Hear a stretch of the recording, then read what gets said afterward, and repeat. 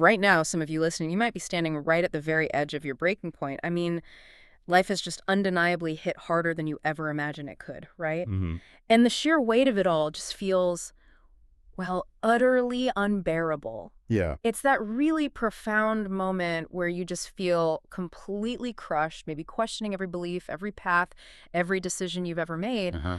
But what if in that moment of just profound despair, we considered a radically different perspective? Okay. What if this isn't actually the end of your story? What if it's more like the intense refining fire that will ultimately forge your strength? Mhm. Transforming you into someone far more powerful, more capable, maybe even more magnificent than you were before. It's interesting, isn't it? Because most of us, I think, are instinctively wired to avoid pain, like at all costs. Definitely. We see hardship as just this frustrating detour, something to push past as quickly as humanly possible. Get it over with. Exactly. But the material we're diving into today, it doesn't just challenge that conventional wisdom. It almost celebrates hardship, arguing that the real setback isn't the struggle itself, but actually the absence of it. Wow. The absence of struggle is the setback. Right.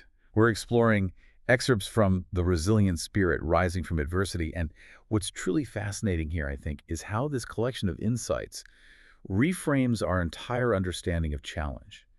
It's not just an interruption to growth, but an essential, integral component of growth. That's such a powerful reframing, isn't it? Completely flips the script on how we usually think about adversity. It really does. So, our mission in this deep dive is really to unpack the profound insights that are packed within this material. We want to show you precisely how these deeply challenging breaking points can, in fact, become your most significant, most transformative turning points. Okay. We'll explore, with specific examples and hopefully some deeper context, how pain doesn't just hurt you, but can actually awaken hidden potential within you. And ultimately lead you to become, well, a stronger, a wiser, and an undeniably more resilient version of yourself. It's about seeing the struggle, not as some curse you wish you could escape, but maybe more like a crucible, a powerful refining vessel for forging greatness. Okay, so let's really dig into this core idea first. The idea that your breaking point, that moment of utter collapse, can actually be your most potent turning point. Right. It sounds almost contradictory, doesn't it? I mean, when you're at your absolute lowest, feeling completely overwhelmed by circumstances, the last thing your mind typically thinks is, oh, this is wonderful. This is the start of something new and amazing. Not usually, no. Yet, the source material explicitly asserts that this very moment of greatest burden or despair is not a sign of defeat, but genuinely the beginning of a profound transformation. It's a really fundamental, maybe even radical shift in perspective that asks us to look beyond the immediate pain. It absolutely is. And what's really intriguing is why we're often so resistant to that idea. Is it purely psychological, this sort of aversion to pain? Or are there, societal narratives that make us fear the breaking point, maybe view it as a sign of weakness? Good question. Because the material really challenges the very notion of what a breaking point even signifies. Most people, I think, instinctively view it as a finality like the definitive end of a journey or a dream, or maybe even a sense of self. Yeah, it feels like the end. But the profound insight presented here is precisely where a vital, often necessary transformation begins. It's not about being irreparably crushed, but about being actively reformed and reshaped. Okay. Think of it this way. Pressure, as the source really eloquently points out, doesn't just expose your vulnerabilities or your weaknesses. Far more importantly, it exposes your inherent strength, that resilience you maybe didn't even know you possessed until that moment. And it uses a really vivid, very relatable analogy to drive this point home, something almost everyone can kind of picture. Think of your struggles like weights in the gym. At first, the resistance feels impossible, maybe even overwhelming. But lifting against that weight consistently and with effort is precisely what builds your strength. Exactly. So this isn't about just avoiding the heavy lift, is it? It's about understanding maybe deep down that the very act of pushing against that resistance, against that discomfort, is what leads to genuine growth, to greater capacity. That's it. It's the same with life's big challenges. They aren't present in your life just to destroy you. They're there almost as if by design, to mold you into someone who can handle a greater responsibility, maybe achieve bigger goals, and navigate future storms with greater calm. It's all about preparation, often unseen, for whatever's coming next. That's such a critical distinction. And yeah, it definitely goes against our comfort-seeking instincts. The text states it pretty unequivocally. Pain awakens hidden potential. Hidden potential. And this isn't just some feel-good philosophical idea. It's presented as a practical truth, something validated by countless human experiences. When we are comfortable, when life is smooth sailing, we rarely feel the need or the urge to tap into our deepest reserves of ingenuity or courage or perseverance. Right. Why would you? Exactly. But when you're confronted with genuine, undeniable struggle, we are fundamentally compelled, like there is no other option sometimes, to find solutions, to adapt, to innovate, and to push beyond what we previously perceived as our absolute limits. You have to. You have to. The material powerfully articulates this. Struggle forces you to rise to levels you never thought possible. So if we connect this to the bigger picture, Yeah. this perspective offers a really powerful, almost revolutionary reframing for anyone out there feeling overwhelmed or defeated right now. Yeah. It transforms what might feel like a personal catastrophe into a vital crucible of capacity building. It genuinely invites us to pause and ask, okay, what is this struggle preparing me for? What strength is it revealing in me that I might never have found otherwise? Exactly. And that fundamental shift, just changing how you see adversity from this purely destructive force to something genuinely constructive that changes everything about how you approach it. Mm-hmm. It means acknowledging this profound paradox can fundamentally alter your immediate reaction, moving you, quite actively, from a place of just passive surrender to an engaged proactive search for that hidden strength, that latent potential. Right. It's about recognizing that the resistance you feel, the struggle you feel today, isn't some punishment. It's an essential part of the training preparing you for the future you've been working towards, maybe even unknowingly. Without the struggle, there's no real courage, right? Without facing pain, there's no true resilience. That's the foundational lesson here, it seems. Okay, so here's where it gets really interesting and maybe, frankly, quite sobering. This idea that profound chaos can actually bring profound clarity. When everything just crumbles around you, when life strips away your perceived certainties, your comforts, maybe even your identity sometimes. A raw, undeniable kind of clarity often emerges. Yeah, I've seen that. The source material talks about how when everything falls apart, you stop clinging to the superficial stuff and you start holding on to what truly matters. We, in our modern world, we often spend so much of our precious time and energy chasing what are really, in the grand scheme, fleeting material things, Random. status, possessions, external validation.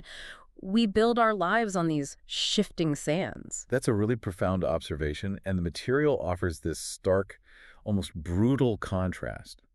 It explicitly states that material things can't carry you through storms, but love, purpose, and faith can. Wow. And this isn't just a throwaway line. It highlights this fundamental discernment process that, invariably seems to happen during periods of extreme difficulty. Okay. When those superficial layers are stripped away, when the external props are just removed, you're left with the bare bedrock of your existence. And these aren't just abstract concepts, right? They're the fundamental, enduring anchors that hold steady when everything else is shaking. They become the indispensable pillars that allow you to navigate through the most tumultuous periods, or the kind of anchors that truly give meaning and direction to your survival. And, regarding faith, it's probably crucial to understand the source isn't necessarily limiting this to a specific religious doctrine. Right. It could be broader. Exactly. Yeah. It often seems to refer to a profound belief in something larger than oneself, whether that's a higher power or the inherent goodness of humanity, the resilience of the human spirit, or maybe even just an unwavering trust in some universal process of growth and becoming. It's about believing in something beyond the immediate, tangible crisis. That deeper understanding of faith definitely broadens its applicability, doesn't it? And it feels like a complete redefinition of what truly drives your life. Yeah. The text really zeroes in on this, shifting our focus from what you can get, the accumulation of external rewards, to who you can become and what you can give. That's a big shift. That's a profound shift in priority, right? When you're at a breaking point, you often discover that the things you thought defined you, your job title, your bank account, your external achievements, maybe even the opinions of others, suddenly seem far less important, almost trivial compared to the raw essence of your being and your relationships. The chaos forces a reevaluation, a fundamental recalibration of your values. And what's truly fascinating here is how these periods of extreme difficulty often strip away those superficial concerns, almost forcibly, right? Compelling this reevaluation of priorities and values. Yeah. You're left with really no choice but to confront the most fundamental questions. What do I truly believe in? Who do I truly love? And who loves me in return?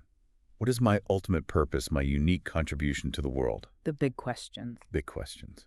And the answers that emerge from that crucible of questioning are often far more robust, more authentic, and definitely more sustaining than anything you'd cling to in times of ease or abundance.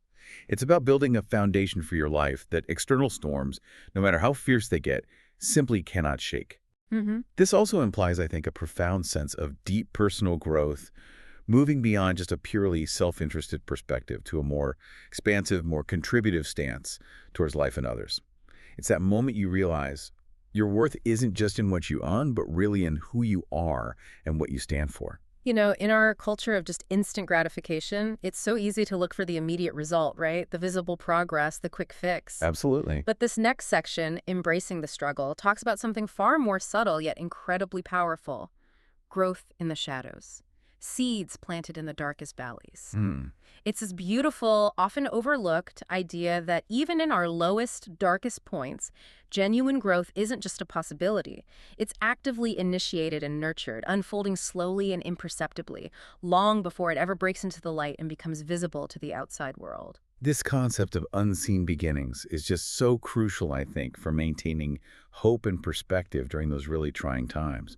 The material states growth begins in the shadows before it ever breaks into the light. Right. It suggests this critical, formative period of internal development, processing, and deep transformation that happens away from any external validation or observation. What often feels like stagnation or even outright failure, those long, solitary hours spent grappling with internal demons or navigating external setbacks, is actually a vital stage of preparation. So it's not wasted time. Not at all.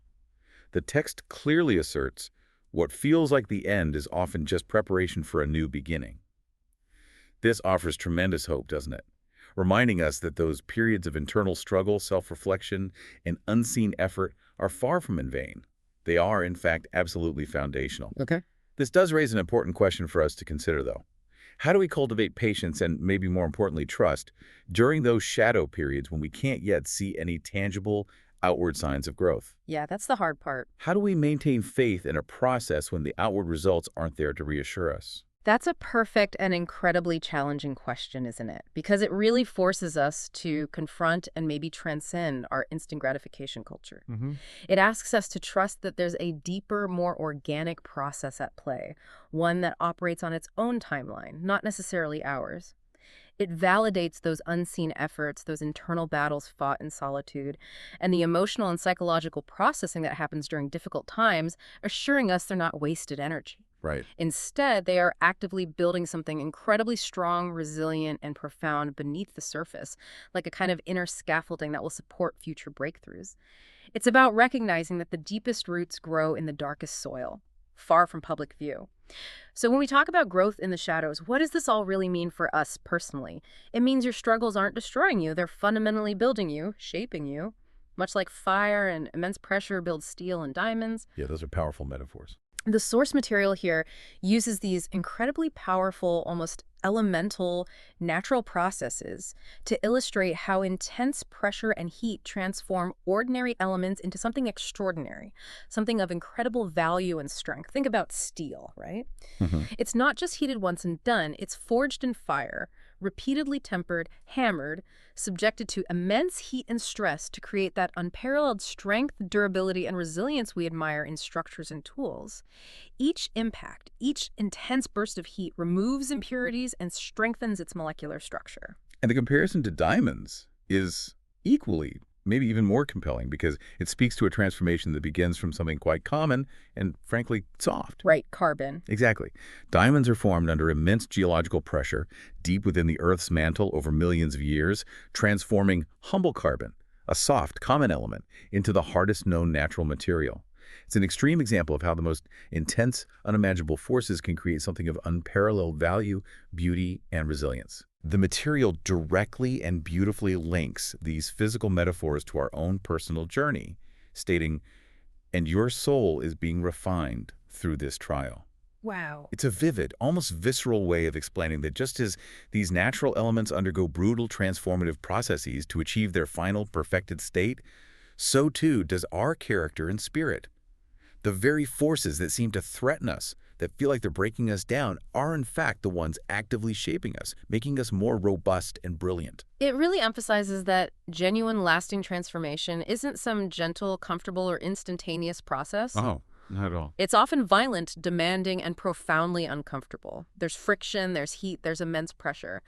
But the outcome, the source argues, is something far more valuable, more enduring, and more authentic than what was there before. Imagine that rough coal becoming a sparkling diamond, or the raw iron ore becoming the backbone of a skyscraper. One day, the material promises, you'll look back and realize that the moment you thought was breaking you was actually building you. It's about cultivating a deep, almost spiritual trust in the process, even when the heat feels unbearable and the pressure is absolutely crushing. It's believing in the refinement. This leads us to an absolutely crucial point about personal agency, which the text emphasizes repeatedly. Choice is everything. Okay. While we cannot always choose the circumstances that befall us, we can't control every global event, every personal tragedy, every unfair hand dealt, the response to those circumstances is always unequivocally within our control. Always. Always. And that choice, that singular decision, fundamentally determines the outcome of our experience. This is a profoundly empowering message because it shifts the locus of power back to the individual, even in moments of profound helplessness or victimhood. It reminds us that our story is not simply written for us. Exactly. The material is incredibly clear on this. You cannot always choose your circumstances, but you can always choose your response. It's a fundamental decision point, a critical crossroads that we all face repeatedly throughout our lives, sometimes multiple times in a single day. The text describes two divergent outcomes based on this choice. It paints a very clear, almost stark picture. One path leads to surrender, Right. allowing pain to define your future, to limit your potential, to dictate your narrative. The other leads to resilience, choosing to rise, refusing to stay broken, deciding that hardship will not be your ending, but rather a powerful shaping chapter. It essentially says, you can let the pain defeat you and diminish you, or you can actively use it to grow and become more. And what's truly fascinating here is the emphasis on active agency. It's not about just passive endurance or simply weathering the storm. It's not just sitting there. No, it's about a deliberate, conscious decision to rise, to engage, to transform. This path of resilience, while undoubtedly challenging and often excruciating, is highlighted as the one that uniquely unlocks hidden strength. The material states with absolute conviction, hardship has a way of unlocking that strength. It's precisely in these moments of profound difficulty, when our backs are against the wall, that courage, determination, and a deep-seated resilience, qualities we often don't even realize we possess, are not just needed, but are powerfully revealed. It's a testament to the latent, often untapped power within each of us. Yeah. This perspective prompts us to deeply reflect. When life knocks us down, do we unconsciously lean toward surrender, or do we consciously exert that immense power of choice to rise, to learn, to adapt? And that's really the implicit call to action, isn't it? It's not just some philosophical concept. It's asking us to engage in profound self-reflection on how we typically respond to setbacks. Do we immediately give in to the impulse to collapse, to retreat, to feel victimized? Or do we consciously, maybe even forcefully, choose the path of resilience, even when every fiber of our being feels incredibly difficult, even when it demands more than we feel we have? That choice, the source powerfully asserts, is always within our reach, no matter how dire, how desperate, or how insurmountable the circumstances may feel. It's about reclaiming your power, your narrative, your future. It's about understanding that the act of choosing resilience, even in the smallest moment, is an act of profound self-mastery. You know, it's so easy, isn't it, to look at incredibly successful people, the leaders, the innovators, the artists, the athletes, and just think they simply had an easier path. Oh yeah, all the That they were just born with more talent or were simply luckier than the rest of us. We see their highlight reel, right? Yeah. Not their blooper reel. Exactly. But this next section tells us a truth that's often kind of obscured. True success, enduring success, belongs not to the effortlessly gifted, but to those who, above all else, refuse to quit. The source material states unequivocally that every great leader, every formidable fighter, and every remarkable achiever has known pain, loss, and rejection. They all faced moments, dark and isolating moments, where giving up seemed not just easier, but maybe the only rational option, where everything inside them screamed to just stop. This is such a crucial reframe of what true success genuinely entails. It really demystifies that idea of an effortless, linear journey, which is, often propagated by media. Totally. The distinguishing factor, as the material powerfully highlights, was not a perfect path. It was the decision to rise again each and every time they fell. Every time. Every single time. This means that the common thread among those who achieve remarkable things isn't the absence of failure or adversity, but the presence of relentless effort, a stubborn perseverance, and an unwavering commitment in the face of it.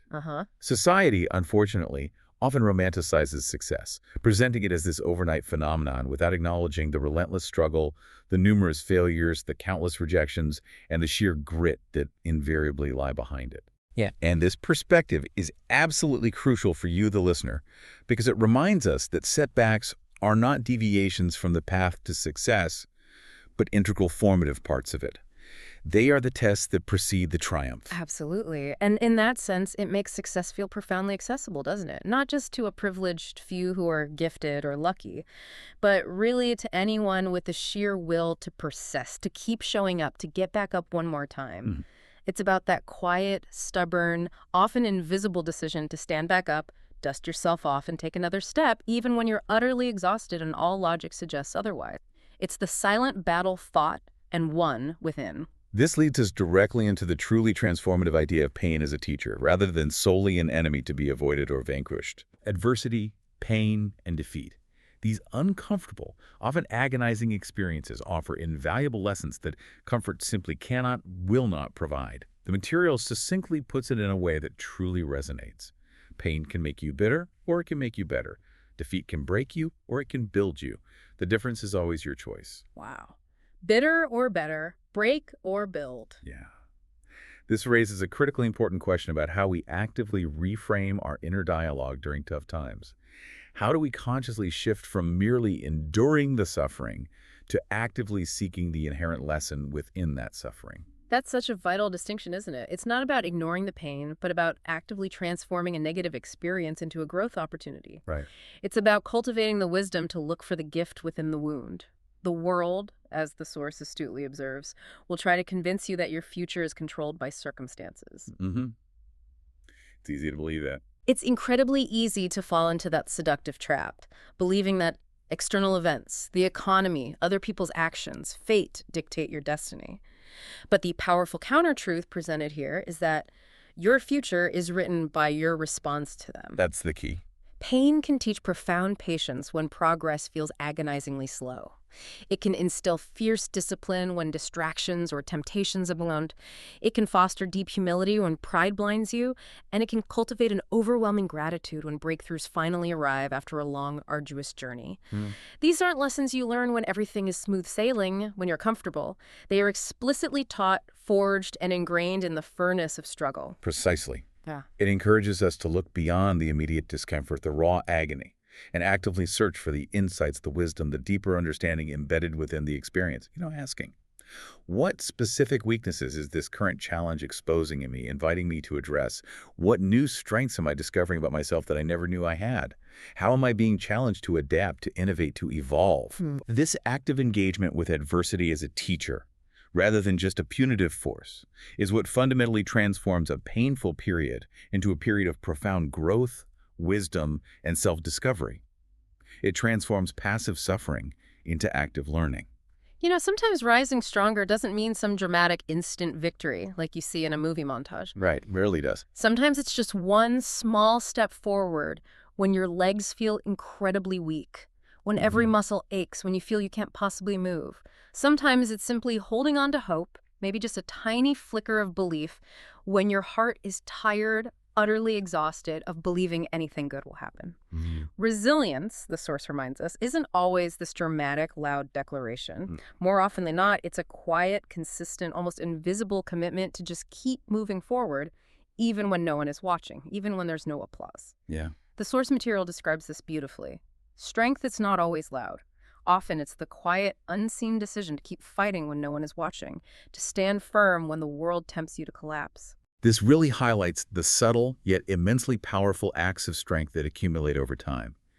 Each small step forward, each renewed effort to try again after a setback, each quiet moment of refusing to give in, these are not insignificant. Not at all. They build a cumulative strength, a kind of internal muscle memory for resilience. The material states that each time you rise, you build a habit.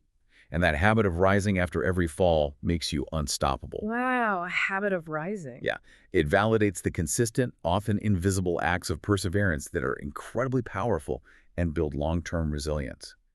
It's not about one grand, heroic act of defiance. It's about the repeated, quiet defiance of giving up, of conceding defeat to your circumstances. It's in these unsung moments that character is truly forged. And it links back so powerfully to that fundamental idea of the power of choice, doesn't it? Absolutely. Choosing resilience in those quiet, vulnerable moments of weakness, when doubt is gnawing at you, when fear is paralyzing, when pain is just screaming, that very act proves your strength against those inner adversaries. It's a daily, sometimes hourly reaffirmation of your commitment to yourself and your future. Wow. It's about remembering that even one small, wobbly step forward, even just holding on to a shred of hope, proves you are not broken, that you are unbreakable in spirit. And little by little, consistently, you become just that. Unstoppable. Your persistent choice to try again transforms you. Okay, so this next section introduces a really critical distinction, one that helps clarify why some people seem to endure and triumph while others falter when things get really tough. It contrasts superficial goals with a profound, unshakable anchor. The material clearly differentiates between fleeting motivation and a deeply rooted purpose, explaining with striking clarity why external motivators inevitably fade under pressure. Right. Motivation fades, rewards lose their shine, applause grows silent. These external validations, while, pleasant in good times, are simply insufficient, the material argues, to